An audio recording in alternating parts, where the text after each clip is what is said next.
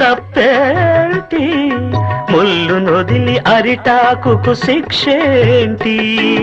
తప్పు నాది కాదంటే లోకం ఒప్పుతుందా? నిప్పులాంటి సీతనైన తప్పు చెప్పకుండా. అది కథే కదా, మన కథ నిజం కాదా? అది కథే కదా, మన కథ నిజం కాదా?